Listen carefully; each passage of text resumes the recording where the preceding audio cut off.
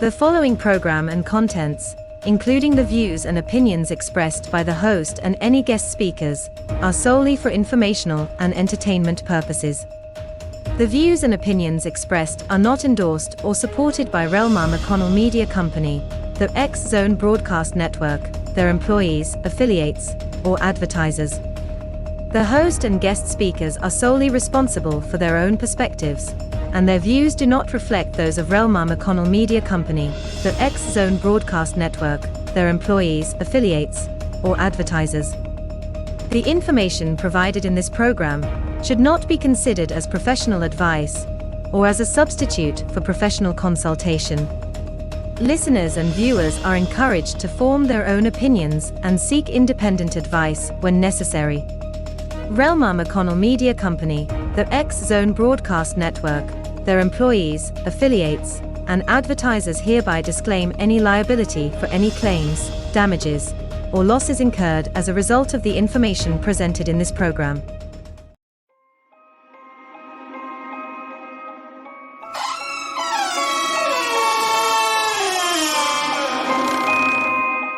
Welcome to the Paranormal Stakeout radio TV show with Larry Lawson. As a former career law enforcement officer and law enforcement educator, Larry focuses on the use of tried and true law enforcement investigative techniques in conducting paranormal investigations. Despite his experience and training, Larry also keeps an open mind to discussions on topics that deal with evidence that are not quite as physical in nature.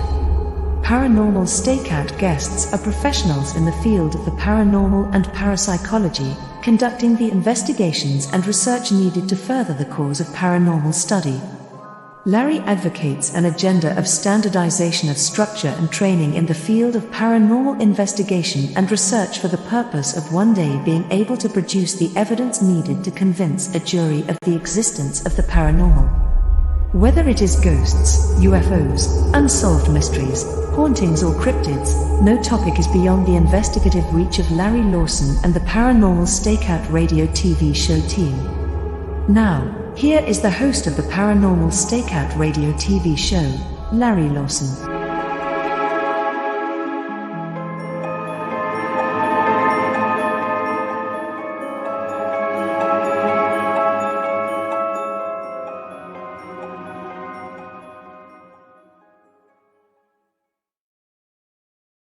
Good evening, everyone, and welcome back to Paranormal Stakeout. I'm your host, Larry Lawson, coming to you from our headquarters down in beautiful Vero Beach, Florida. So happy to have you all back with us tonight. As most of you know, my group, the Florida Bureau of Paranormal Investigation and Indian River Hauntings, is pretty active down here in Florida. Should you be interested in checking us out, you can go to my websites at paranormalfbi.com or indianriverhauntings.com. You can also check out what we're doing on YouTube at Indian River Hauntings 2341. Now, would love to hear from all of you. If you have questions, thoughts, or comments that we can bring up at the beginning of each show, please email them to me at ghostguy@paranormalstakeout.org. That's ghostguy@paranormalstakeout.org, and we'll get your questions and thoughts right here on the show. Interesting guest tonight. As you know, we've been doing a lot of shows on UFOs and cryptids. Tonight's going to be a little bit different, but I think you're going to enjoy it. Tonight, my guest is James Szubski. James is the Chief Operating Officer of Margie's Outdoor Store, located in the Columbia River Gorge, in Washington State. His store also is involved in taking reports on paranormal events that occur up there. James is a former volunteer search and rescue EMT, wildlife firefighter, mountain guide, and most importantly, a highly decorated member of the United States Army infantry. So with that, I'd like to welcome to the show Mr. James Szubski. James, welcome to Paranormal Stakeout, my friend. Thank you for having me. Yeah, it's an interesting background. First of all, thank you for your service in serving our country. It's a great honor to have somebody with those credentials on our show. It was my pleasure. Interesting stuff. Wildlife. I'm sorry, I get it out. I'll get this out. Wildland firefighter. I'll get it out. Yes. So were you smoke jumper? Is that what you did? I was out in Yellowstone back in 1988 during the really big fires, and Oh, okay. we were out there. And it's one of those kind of things where the whole monument was burning down, and my crew was set out there, and we saved a number of structures, a couple of towns. Really phenomenal experience. And that's what public service is all about, taking care of others. Well, Mhm.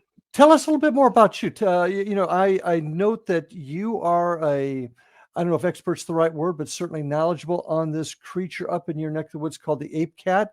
Like to hear more about you, your background, and how you got involved in this type of work. Well, first of all, thanks for having me on. Yeah, so we have my wife and I have a store up in Washington State. We're in the Columbia River Gorge, which is forms the border between Washington and Oregon, and Mhm, we're about 60 miles east of Portland. So if people are trying to get a picture of that. mhm. Um, so we our stores are right in the middle of the Cascade Mountains, and so there's some peaks people may be familiar with. There's Mount Adams, Mount Hood, Mount St. Helens, which famously erupted back Oh, in yeah. 1980. And so those are all stratovolcanoes that are within 30 miles, 35 miles of the store. And the Columbia River Gorge is the second largest river in America. It is the only sea level passage through the Cascade Mountains. On the west side of the mountains, it is a rainforest that sees over 100 inches of rain a year. On the east side of the mountains, in the rain shadow, it is a desert, and there's less than 10 inches of rain a year. So it's an area where it is in the 1980s. It was designated as the country's first national scenic area, and it is a place of jaw-dropping beauty. We have um, over 100 waterfalls here. Many of them are hundreds of feet. Some are 600 feet tall. There are Mhm. caves and forests, desert mesas. It's truly one of the most unique and beautiful places in the world. And we were living up in Seattle about 2.5 years ago, and my wife's mother died. And Margie had a couple of stores down here in Bingen, Washington. And we made the decision to move down here and manage the businesses. And for me, it was kind of like winning the lottery. You can tell from my background that I'm a lifelong adventurer. And the gorge is it it couldn't be more of a paradise for a person who loves the outdoors. And I was like I said, a mountain guide and a spelunker, rock climbing. We have windsurfing down here, whitewater rafting. Mm. So was just couldn't be better. One of the stores that Margie had started really wasn't as successful as it could have been. And with my background, we turned it into an outdoor store. And shortly thereafter, spontaneously, unprompted, people started coming in and telling us their stories, really strange experiences they were having in the wilderness areas near the store. Mhm. We were getting a lot of stories about Sasquatch, a lot of stories about UFOs and lights in the skies, and stories about even stranger things than that. So, personally, very interesting to me. I've had a few unusual experiences in my past, and like you, a very open mind. And so I decided to lean into it. We put up a big sign in the window that said, "File your paranormal reports here." And we developed a report form, and sure enough, people started coming in and letting us know in a more formal way some of the things that they were experiencing. Um, I had a really strict rule with my employees, and that was whenever someone comes in and tells us a story, no matter how outlandish it sounds to you, we will treat that person with respect. We'll ask Okay. intelligent follow up questions. We won't insert our beliefs about what they may or may not have seen onto their story. We'll take in the data. And at the beginning, I really didn't know what we were going to do with it, but it was so interesting and fascinating. It seemed like something really worth doing. Well, And let me ask you a quick question here. sure. Are most the people that make the reports, are they folks that are enjoying the landscape, either hiking, boating, or whatever, from Mhm. outside the area, or most of them local? Most of the folks initially were local. And one of the things that kind of amazed me was that it is really, really common for someone who lives in the gorge to have seen Sasquatch or to have seen a UFO or to have a neighbor or a friend who has. It's almost like the same rarity that someone might see a bear. up near the Seattle area. It's Hmm. interesting and exciting. And so that to me was a astonishing, um, like sort of a sociological, cultural phenomenon. In fact, Hmm. so there are two counties that are on the Washington side. Our stores are in Klickitat County, and then my home, and that's on the east, sort of the deserty side of the gorge. And Hmm. my home is in Skamania County. And Skamania County, back in the 1960s, actually passed laws that said it is illegal to hunt Bigfoot, and you will go to jail and pay thousands Really? of dollars in fines. Yeah, so it was the first county in the nation to enact such a law, and a few others have since then. And it wasn't just a one-off because they updated those laws several times in the subsequent years. Well, let me ask you this. Was the law to keep from people from going out there and just shooting each other accidentally, or were there viable sightings that caused the county leaders to come up with that law? So the answer is both. Okay. We have over, or I should say, close to 900 documented Bigfoot sightings in Washington State. And Hmm. Skamania County, like back in the 60s and 70s, it was a true hotbed, which is when these laws were enacted. Of course, that was the time of shows like In Search of, and with Hmm. Leonard Nimoy and that thing. And so there were many folks coming up here with rifles, and there was a significant fear that people would get shot. But also, there's a sense that this is a many folks who've seen it believe it to be a biological creature. You have to understand so the Cascade Mountains are about 80,000 square miles, which is roughly equal to the 10 smallest states in the country combined in terms of land mass. So it is an Hmm. enormous area. And like even up in Seattle, we have about 4,000 people per square mile. When you look at those 10 states, it's roughly about that, about 4,000 people square mile. Here in the Columbia River Gorge, we have about 10 people per square mile. And they're really all based in the thin ribbon of humanity that is the river. The river is significant. Like I said, it's the largest river. It's barges go up and down it, so it's navigable. There are a Hmm. couple of navigation locks on it. There's railroads on either side of the river, and then highways on the other side. But once you get beyond that thin ribbon of humanity, it is a deep, deep wilderness, and some of the most rugged wilderness you're going to find anywhere in the world. Mm.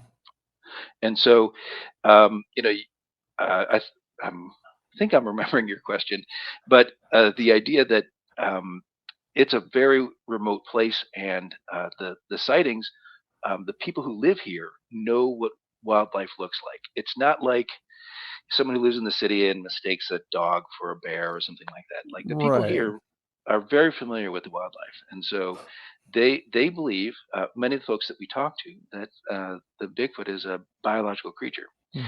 and that's sort of borne out by the Native American traditions. That was my next question. What type of Native American influence do you have in the area? And certainly my original question was keeping people from hurting themselves. And my first thought are people coming from outside the area, just trying to hunt Bigfoot rather than the folks that live there. So Hmm. that's where I was Yeah. kind of going with that. So tell me about the Native American influence and how that affects all of this. So, like Alaska, Washington has one of the highest percentages of Native American in our population. So it's about 15% of the folks in Washington State are Native American. There are a number of traditional nations, First Persons nations, that call the gorge their home. And when we look at the stories that they tell, it's very clear that they perceive this to be another creature in their landscape. Um, and what's interesting, when you look at the West Coast stories of Bigfoot and Sasquatch, they are often describing a biological creature. Like this is the man who eats fish and berries by the creek, right? Like, Mhm. but when you get the further east you go, the more metaphorical these stories seem to become. It's the creature that is half blue and half red, and things like that that seem to be speaking more to some type of allegory. But here, many of the descriptions are clearly talking about some type of animal. And So when I talk, we've had folks come in, bring us hair samples, Hmm. have detailed descriptions. There's one gentleman who lives in the area who believes that there's sort of a pinch point for their travel through his property, and he's seen them dozens and dozens of times. He's seen pregnant ones, he's seen juveniles, Interesting. he's seen full adults. Mhm. And when I asked him, he was confident that it was a biological creature, but then he said, and they seem to have a limited teleportation ability, which is, Let's talk about it because I've got to go to our first break. This sure. first part's already gone quickly, but I want to continue this conversation on evidence and possibly where these creatures are coming from. So, folks, stay with us. We'll be back right after these messages with my guest tonight, Steve Szubski. We'll be right back after these messages.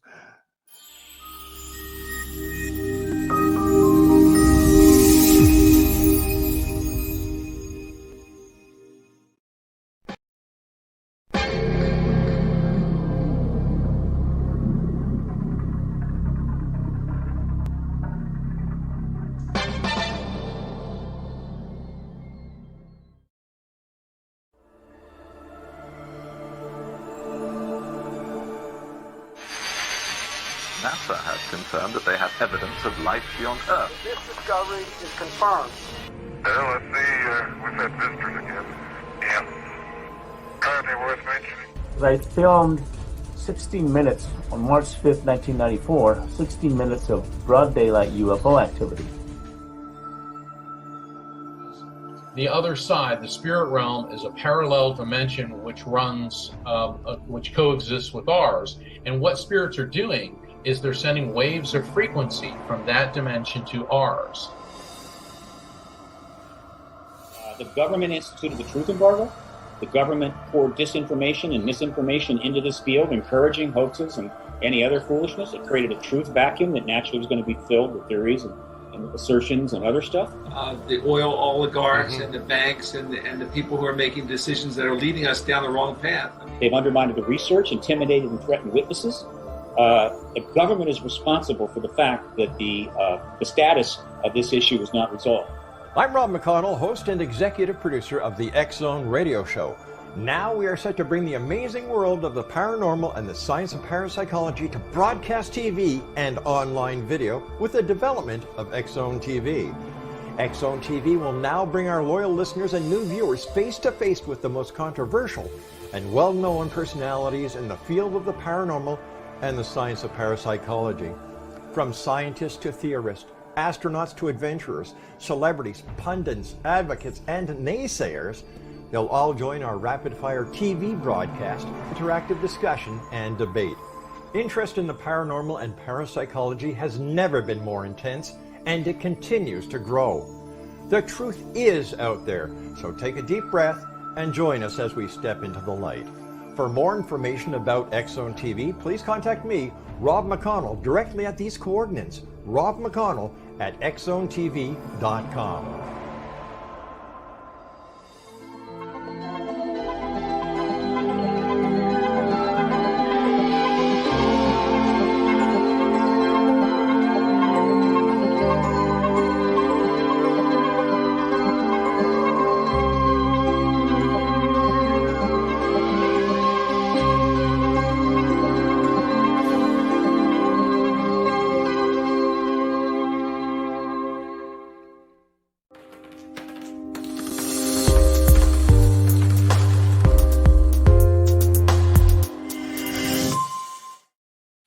And we are back with my guest tonight, James Szubski. Szubski. Sorry. Oh my goodness, that's embarrassing. Don't feel bad. It's been mangled all my life. The worst I ever heard was Suzulaboose. So I think you're ahead of the game. Yeah. Okay. I don't feel so bad now. But very interesting conversation we were having just before the last break. You were kind of heading down the road of Native Americans and possibly this creature that we all know as Sasquatch, Bigfoot, maybe a dimensional type of creature passing through a portal type of thing. Can you elaborate on that further? What the legends say in your neck of the woods? Well, so in terms of this idea of limited teleportation, many folks say that they seem to be able to uh, travel great distance in the blink of an eye. And Mhm. so, like by great distance, I mean 50 or 100 yards. And so to me, that's a very interesting thing. And these are from people who are certain that they are seeing a biological creature. Um, and so we've got those reports.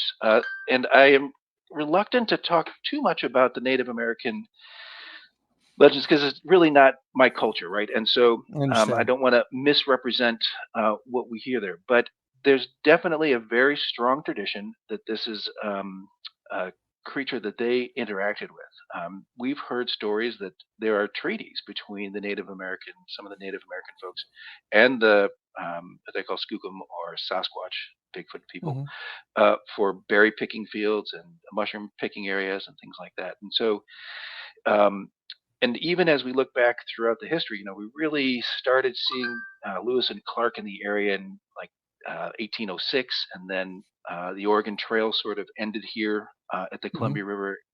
And in that time, it is filled with stories of folks encountering strange creatures. Um, and so, just to give you a sort of a sense, we have obviously reports of Sasquatch.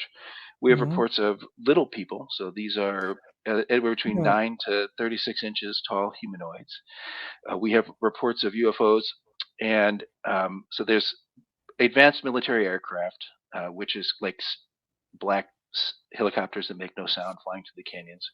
We have Mhm. reports of what are traditional UFOs and even photographs of some of these. These are things that are either the traditional saucer shape, the tic tac shape that you see on some of those fighter pilot cams, and then triangular shaped vehicles. And we also have reports of glowing orbs and different types of light. In fact, my wife and I have seen this ourselves driving down Highway 14 on the Washington side. And it seems like there are really two types of those orbs. Some of them seem to be aerial phenomenon, and then others seem to be more ground based. And people see them in the woods and near some of the larger rock formations in the Mhm. area. And then, as you mentioned, there's this Klickitat Ape-Cat, which really was new to me and very interesting to hear about. Well, I want to, because I want to talk about the ape cat in detail. That's got me very fascinated. But going back to the Bigfoot, and you mentioned earlier that folks had brought into you hair samples and things like that. W- what is the most significant piece of evidence that has been brought to you or that you've seen that indicates the presence of this type of creature? Well, like I said, the hair samples were fascinating. Of course, without doing any kind of DNA. DNA, Yeah. it's hard to say, what it is. But to me, what is most interesting is the consistency and the sheer volume of reports that we get. And we hear from, law enforcement officials, and everyday folks. Insurance salesmen will come in their suits and tell us their Sasquatch experience stories. And so there Hmm. are just so many of them. And of course, there's been some very famous castings that have been done in the area. There's the Skookum Field cast, which captured the creature laying on its side. They had the handprint, the hair on the side of its body, and in the handprint there was, the swirls from the fingerprint, type of Hmm. patterns on that. And so it was almost a full body cast. And so the whole area for so long and so many people have seen it. To me, that's the most compelling piece of evidence is just how many folks have seen it. I'm an old adventurer Hmm. with bad knees. I am not a researcher, you know, in the traditional sense. Part of the reason why I'm going on interviews and shows like yours is because I am inviting folks who are more experienced, skilled, to come out and do investigations. There is so much going on here. We have had over 160 reports in the store in just a year and a half since we've been doing this. It is absolutely crawling with phenomena. We have a number of theories about why that may be, but this is one of the true hotspots. Hmm. And it's been going on for decades and decades and decades. This isn't like a new thing out here in the Columbia River Gorge. It is, like I kind of liken it to you're walking through the woods and you see a log or a rock and you turn it over and there is just this whole ecosystem of things crawling around under there. And that's kind of what it feels like. You know, every week, 2 or 3 times a week, new Scooby-Doo mystery walks through our door, and there's a new interesting phenomenon to check out. And that's what really has me fascinated about your area. I'm an old cop. Evidence is kind of what I grew up on. That's Hmm. for preparing a case, take it to court, and that's why I ask a lot of questions about evidence. Um, Keeping an open mind is important. And hey, I'm a ghost guy, so I understand that we've got to keep our minds open. Uh, One of the questions I've always had about any cryptid, but we're talking about Bigfoot right now, is why haven't we found more definitive evidence? And the prevailing feeling these days is that they're a dimensional creature, that they pop in and out.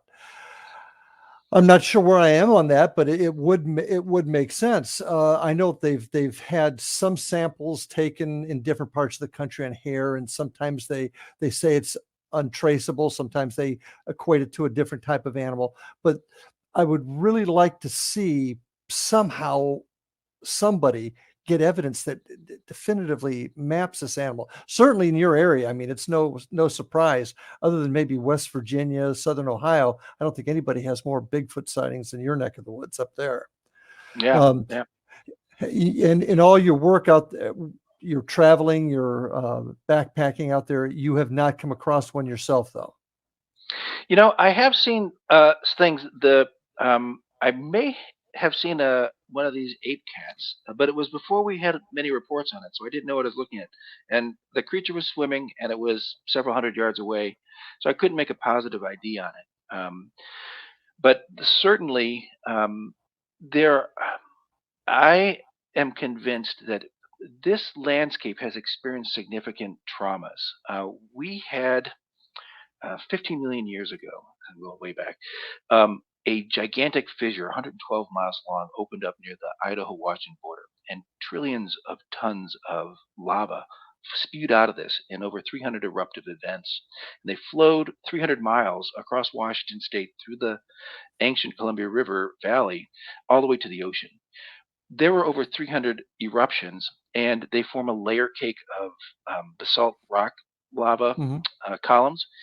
And because of the timing of when they cooled, the Earth's magnetic field was in a different orientation each time. And so you've got this layer cake, and every single layer has a different magnetic orientation. There, of course, is the river, which has got 14 dams on it and accounts for 44% of the hydroelectric power in the United States. It's enough energy generated here by the Columbia River to power a city the size of Seattle, and then 7 more just like it. And Mhm. then 12,000 years ago, we had the Younger Dryas, or the Missoula flood. So these were floods larger than any flood in the history of the Earth that we know of. They estimate that it was equal to the volume of all rivers on Earth combined times 10.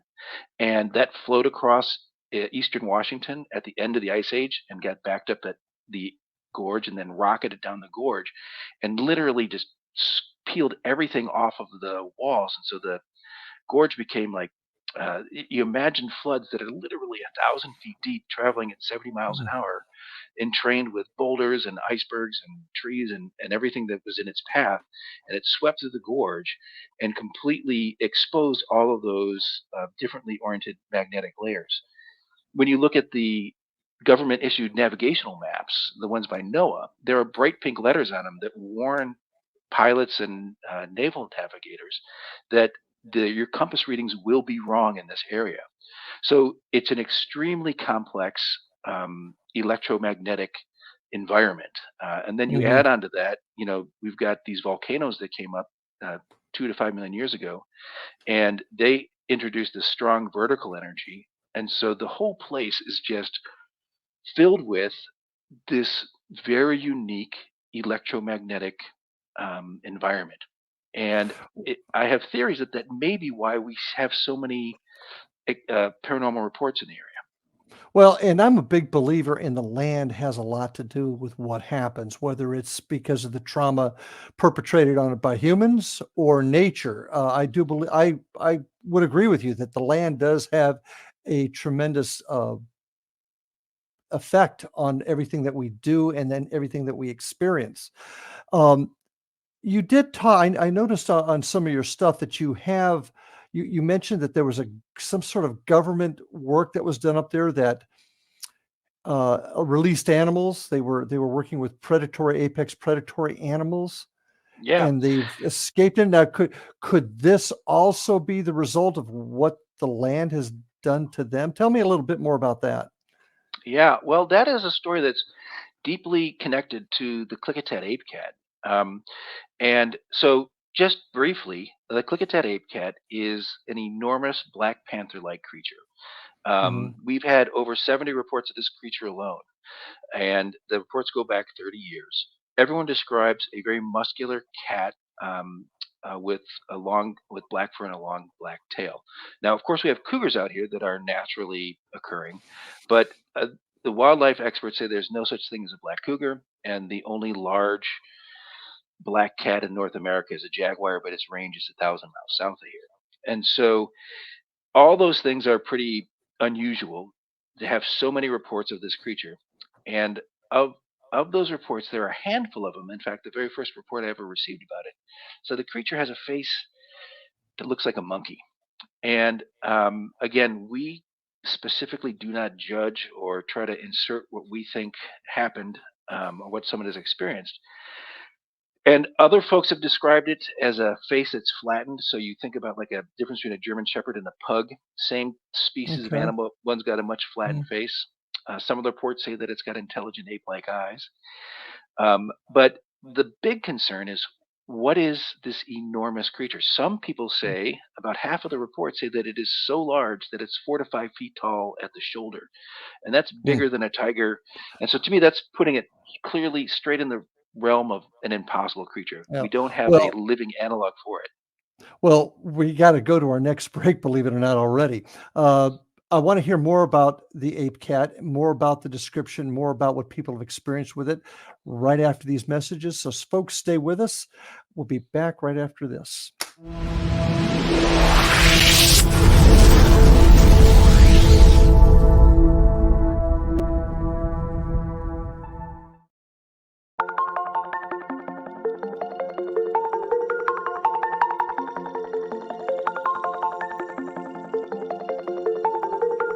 Question: what is the name of the unique blend of coffee you get that has been formulated by a neurologist, a neurobiologist, and a pharmaceutical chemist? Answer: you get Beautiful Mind Coffee, a unique coffee blend that tastes great and has herbal ingredients that your brain will love, and it is not just coffee, it's brainalicious. Dr. Rathbone, Dr. Jang, and Dr. Winslow, the scientific team that created Beautiful Mind Coffee, decided to collaborate on a coffee focusing on brain health. As for those herbal ingredients found in Beautiful Mind Coffee, Dr. Rathbone, Dr. Jang, and Dr. Winslow, utilizing their combined extensive scientific research background, worked with many natural and herbal products until the exact formulation that is found in Beautiful Mind Coffee was created. With a unique scientific formula not found in any other coffee being sold or served, Beautiful Mind Coffee is the only coffee blend that contains 3 herbal ingredients found to aid in boosting your daily mental clarity and focus. Every cup of Beautiful Mind Coffee contains scientifically formulated amounts of maca root powder, green tea extract, and American ginseng, all supporting good brain health. Taking care of your brain's health now can help delay or prevent the onset of cognitive dysfunction, including dementia, Alzheimer's, and more general memory loss as you get older, just by enjoying the delicious flavor of our roasted coffee and herbal ingredients found exclusively in Beautiful Mind Coffee. Did you know that cognitive dysfunction also refers to deficits in attention, verbal and non-verbal learning, short-term and working memory, visual and auditory processing, problem-solving, processing speed, and motor functioning? For more on Beautiful Mind Coffee, the 3 scientists who formulated Beautiful Mind Coffee, and more details on the 3 unique herbal ingredients in Beautiful Mind Coffee, visit www.beautifulmindcoffee.ca. Beautiful Mind Coffee is now available online at amazon.ca and amazon.com. To order Beautiful Mind Coffee, visit www.beautifulmindcoffee.ca today.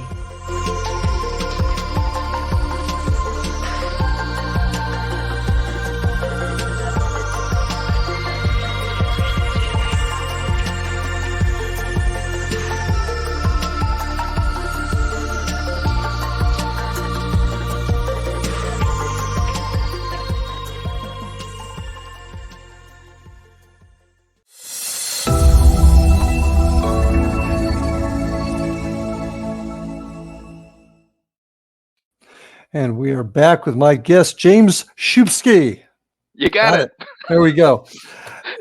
James, fascinating story. Now, I've got to tell you, until I started researching you for the show, I'd never heard of the Ape-Cat before, and you've just given an interesting description. I'd like you to kind of pick up where you left off. Continue talking about what this creature is and what you've heard about it and what you think it is. Yeah, so like I said, I've got one report. This was from someone who was basically a friend of the family when Margie was alive, knew her well, and she had helped his family out. Came in, took him about 45 minutes to work up the courage to tell me what he had seen. And I should say that we have pictures on our website. If you go to margiesoutdoorstore.com and go to the paranormal section of our website, there's pictures of many of the things that I'm talking about, or at least artist representations of it. And that's margiesoutdoorstore.com.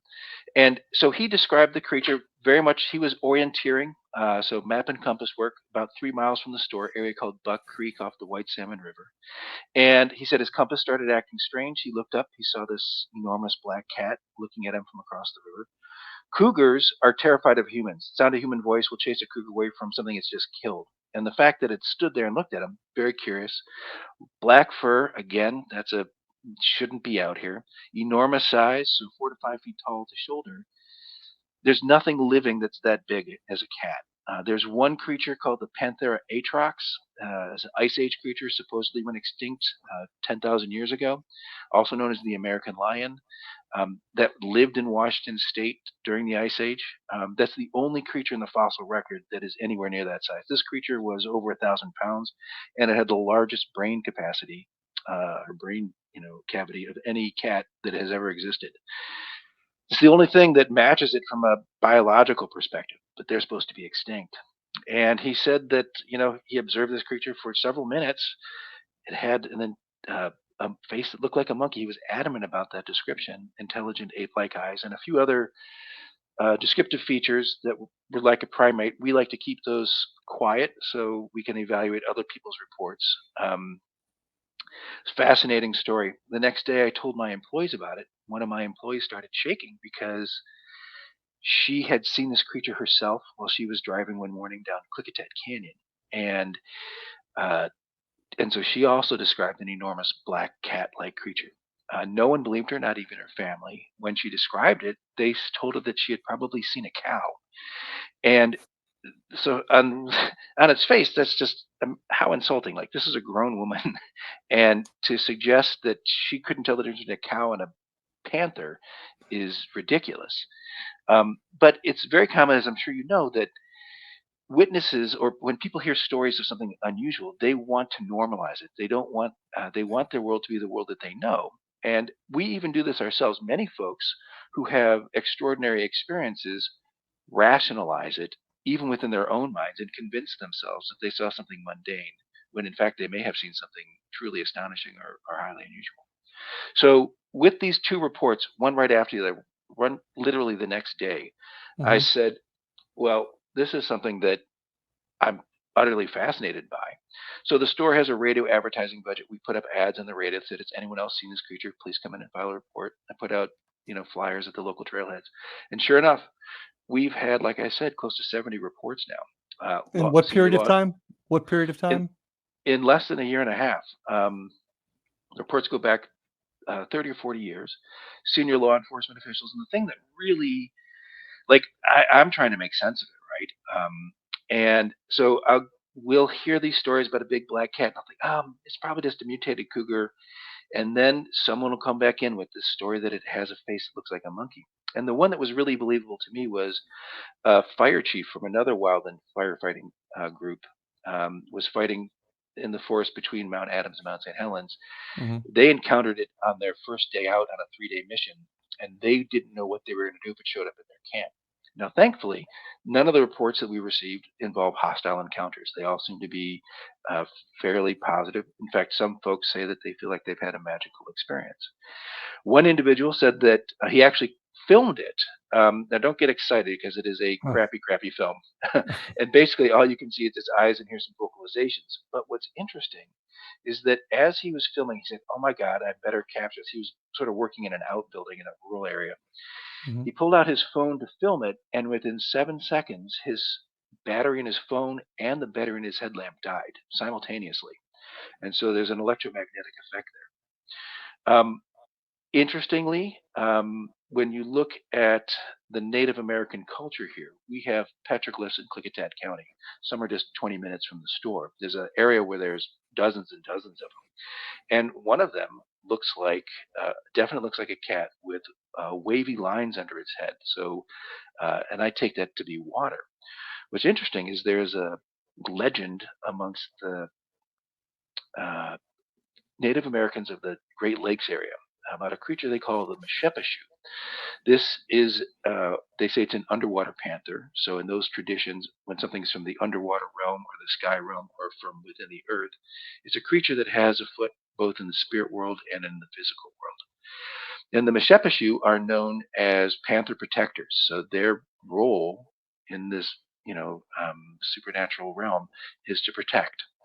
Mhm. And a description that I found of the Meshepeshu is that it looks like a black panther with the face of a man.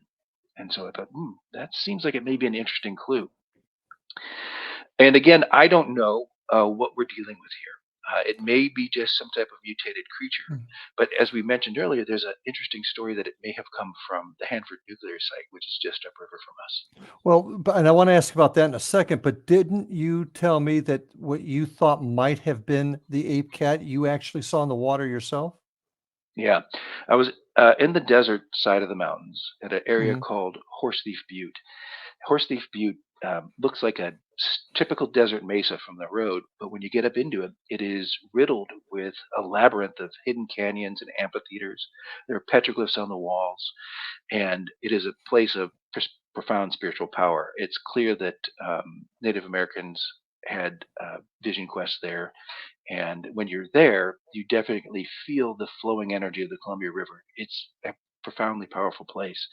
And it was carved out by those giant ice age floods that rocketed through here 12,000 to 15,000 years ago. And below the butte is a horse thief lake. Lewis and Clark stopped here. It was one of their places where they traded with the Indians. Mhm. And I was looking down this slot canyon and I could see into the lake. There was an enormous creature swimming in the lake. I could gauge its size because there were also some waterfowl out there. It was clearly bigger than a man, but smaller than a car, dark in color, and it was sort of patrolling the center of the lake. So this is not the kind of behavior you see. Elk swim, bear swim, but they're typically point-to-point swimmers. They're not going to swim, 1,000 feet out into the middle of the lake and just And patrol around. search. Yeah. Yeah. And then it would submerge for up to 5 minutes and resurface. I was too far away, and unfortunately, I didn't have binoculars. And at the time, we hadn't had any stories about the Ape-Cat. But I scratched my head for months and months trying to figure out what in the heck did I see. There was no creature that I could imagine that is that large that would be swimming and submerging for that period of time. And so, you know, again, we've had in some of these reports, when I say 70 reports, it's gotten to the point where people stop me in the grocery store or on the street, and they'll tell me, an encounter that they had. And some of the stories are not sensational. I was driving my ATV and this giant black cat jumped across the trail and scared the crap out of me, and I never saw it again. We've had many reports of people seeing it while they're driving at night, and oftentimes it is seen to be leaping across the road. And when its body is extended, it measures the full length of a two-lane highway. So it is apparently a massive, massive creature. I'm shocked I've never heard of this before. So that's, I guess, just so many creatures out there that we're just now getting information on. It's just fascinating. And like I said, the stories go back decades. And in the local area, people were aware. Like when I put out, those radio ads asking if anyone had seen it, it was very quick. We had 20, 30 reports within a couple of weeks. Mhm. And so people have been seeing it here for a long, long time. And many folks don't know that there's no such thing as black cougars, so they never reported it. And of course, Mhm. it never had the name Klickitat Ape-Cat until, I wanted to give it some name that, gave it, a face to the name kind of a thing. And Okay. Okay. and so, people have talked about, Black Panthers being in America for some time. but it's never been confirmed by biologists. Well, and there's places all over the country where people have seen similar animals, and everybody hasn't heard about all of them. So when I say I'm surprised I haven't heard about it, I get it. But you mentioned before about that government facility. And is there, because in looking through some of your stuff, the Ape-Cat really has only started being seen about 40 years ago. Yeah. So to understand what we're talking about, during the World War II, obviously we started the Manhattan Project, which is where the nuclear bomb came from. And everyone knows about Los Alamos, New Mexico, where they designed the bomb. But it was in Hanford, Washington, which is about 100 miles northeast of here as the crow flies, just upriver from us. They built the Hanford nuclear site. And this is the place where they actually created the plutonium. So this was an element that doesn't exist in nature. And they were literally toying with the fabric of reality and creating plutonium on an industrial scale for the war effort. Once the plutonium from Hanford was the fuel that was for the first Trinity test, the first nuclear explosion ever, and then the Nagasaki bomb. And then during the Cold War, they produced enough plutonium at Hanford to power 60,000 nuclear weapons. They call it the Apocalypse Factory. And from the very beginning, they had an animal testing program at Hanford. So where Los Alamos was sort of like where the engineers were, like Hanford was where the working man was. They eventually had 9 nuclear reactors out there. It was one of our most top secret sites. The organization that would eventually become the Department of Energy is what runs it.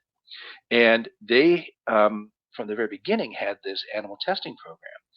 They knew that the Nazis were interested in nuclear weapons for making bombs, but the Nazis were also very interested in genetic experimentation. Back in the 40s, we didn't know what we know now about how radiation can cause mutations and all that meant. And so the guy that they chose to run this program was from the University of Washington, Dr. Loren Donaldson. His claim to fame, his only major academic achievement, is he had created a super animal, Donaldson super trout. This is a fish that is 8 times stronger and larger than a normal trout, can swim in fresh water and salt water. It reaches reproductive maturity in half the time as a normal fish, and has an array of amazing abilities. And so he's the guy that they choose to run this program. And so during World War II, he's at the forefront of nuclear research on animals. Eventually, he winds up in the South Pacific at Bikini Atoll and the disastrous Castle Bravo tests and all that kind of stuff. He's eventually replaced by Bill Baer, who is where we get these stories about experiments on apex predators. And on that note, I hate to interrupt you again, but we've got to go to our last break. Folks, fascinating stuff. We're getting into a whole new chapter here, so stay with us. We'll be right back after these messages.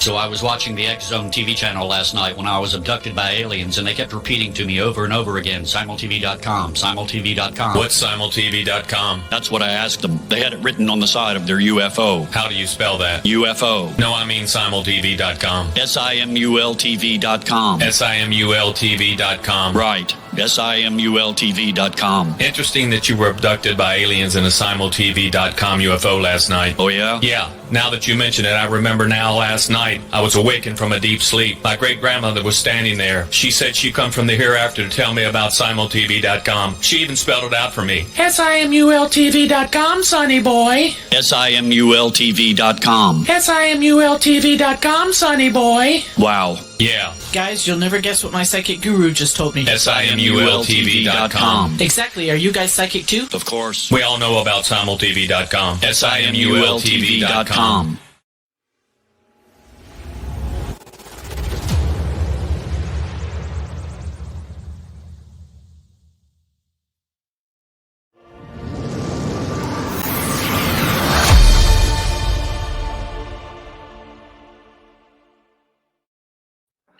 Welcome back to this, our last session for tonight. Been a fascinating discussion, but I want to remind everybody once again, if you want to check out what we're doing, you can see our websites at paranormalfbi.com and indianriverhauntings.com, and check us out on YouTube at Indian River Hauntings 2341. Get those questions to me at ghostguy@paranormalstakeout.org. Also, I want to encourage all of you to take a look at the great programming on the X Zone Broadcast Network. Go to xzbn.net for all the great shows on this channel. And James, how can folks find you? The best way to find me is to go to margiesoutdoorstore.com. If you want to get a hold of me, you can staff at margiesoutdoorstore.com to send an email, and that's the best way to contact me that way. We're also on YouTube and Facebook and Instagram. Just Margie's Outdoor Store. There's not many of us out there like that. So. And it's sounds like a beautiful area out there, regardless of the paranormal activity. Yeah. So let's get back to this absolutely fascinating story. I mean, most people, like you said, know about Los Alamos. They know that that's where the bomb was created. I don't think a lot of folks realize the influence or the effect what Washington State had on this entire program. So this was located, this plant was, or this facility was located about 100 miles from you. Yep. They were doing testing, and they were using animals for genetic testing. Is that what I'm gathering? So they were, you have to understand, so the Hanford nuclear site is 600 square miles. It is a massive spot in the desert. It's right along the Columbia River. And so it's just north of the gorge, just before the river bends and turns into the gorge is where they located this place. And they literally use the energy from the river to usher in what they call the atomic frontier, right? Like they literally took the power of the river and used that to make the plutonium. They're and some of the most advanced, like the the National Pacific Northwest Laboratories are out there. There's a place called the LIGO out there right now. This is the thing that's got these 2-mile-long vacuum tubes, and LIGO stands for the Laser Interferometer Gravitational Wave Observatory. And they are literally, if you go to their website, they are looking for anomalies in the space-time continuum there. And a week after they turned it on, they found them. I mean, like, so the stuff that's going on at Hanford is unbelievable. And it, for decades, was our government's top nuclear site. The most intense and bizarre experiments were going on there. It is now North America's biggest cleanup site. It's the biggest Superfund site in North America because of all of the things that they did there. And so they had this animal testing program. They could house 1,000 large animals there at a time. I've seen propaganda films from the 60s that call it the atomic zoo. And so much of what we know about how radiation affects human beings and animals and livestock and everything else was based on research done at Hanford. And there's a guy named Bill Baer. He took over from Dr. Donaldson through basically the Cold War. He was in charge of the biology program out there. Unfortunately, he passed away about 7 years ago. But I've watched several oral histories produced by Bill. Amazing individual. He was a World War II veteran specializing in amphibious warfare. And he came in to run this program.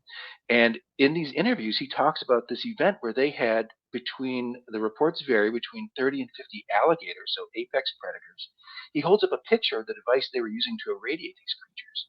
He tells the story, and this is verified by newspaper accounts at the time, that one night 6 of these irradiated apex predators outsmarted the scientists and escaped their pens and got into the Columbia River. And they had secret teams of Army hunters out there for 6 months from July to January hunting for these things, and they only ever caught 4 of them. So there are still apparently 2 irradiated apex alligators, apex predators out there swimming in the Columbia River.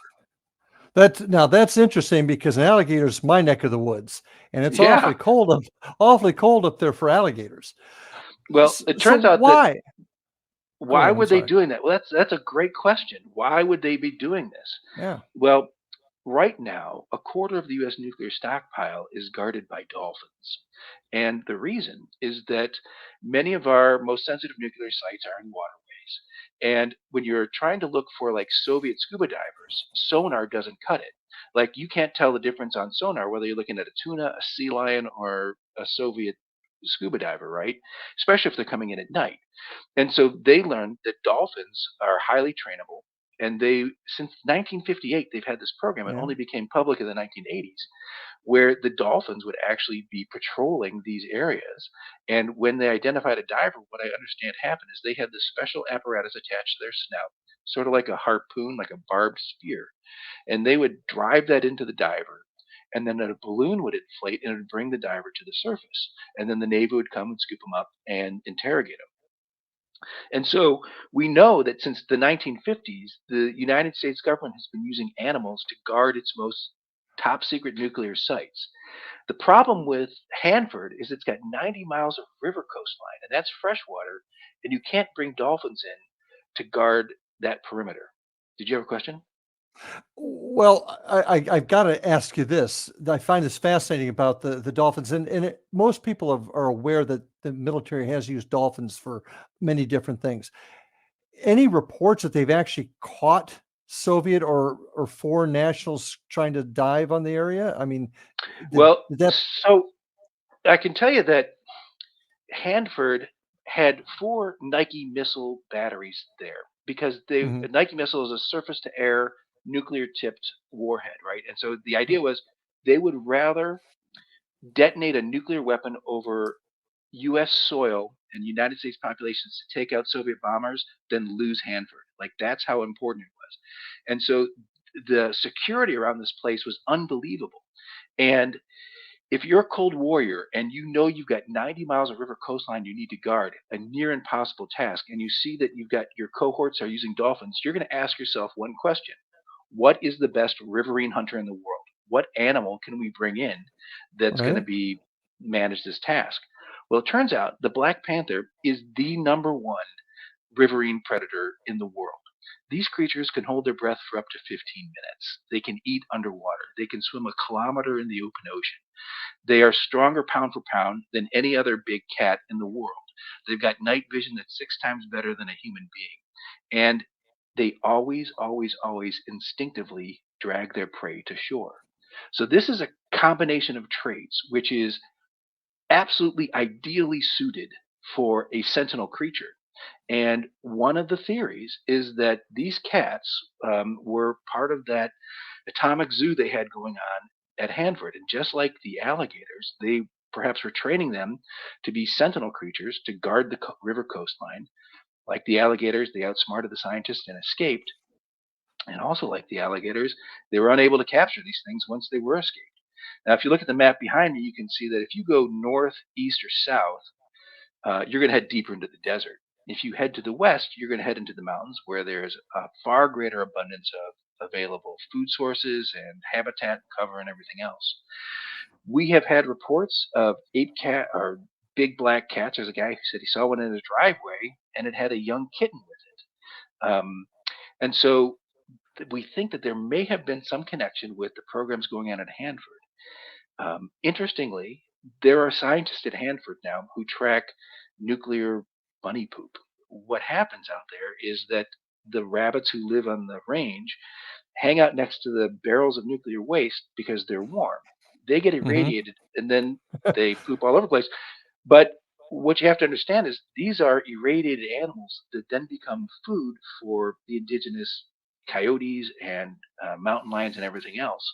So whether it is an intentional program or some type of mutation that has been occurring because of the proximity to that site, which is notoriously lax in its management of the nuclear waste byproducts and also the chemical waste byproducts of what they were doing out there. We don't know, but that's to me like if you're looking for a non-magical, non-supernatural explanation as to why we've got enormous black cats in Washington State, that seems pretty plausible to So you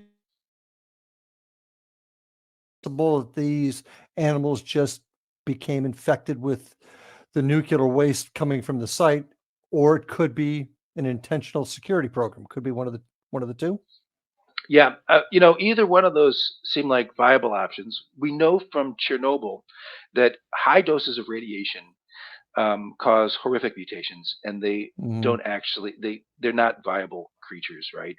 But low doses. In fact, there was this really interesting debate that I found from June of 1970, and Dr. Lorne Donaldson went on record as saying, "Yeah, high levels of radiation is harmful to animals, but low doses actually make them stronger." And then he never said anything about it again. And I think he was told to shut up.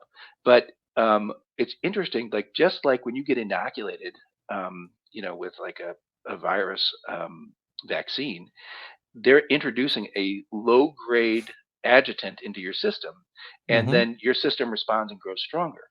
And the creatures that Donaldson had produced when he was doing his fish studies, they were stronger, faster, better at reproducing. They were more effective in every single way.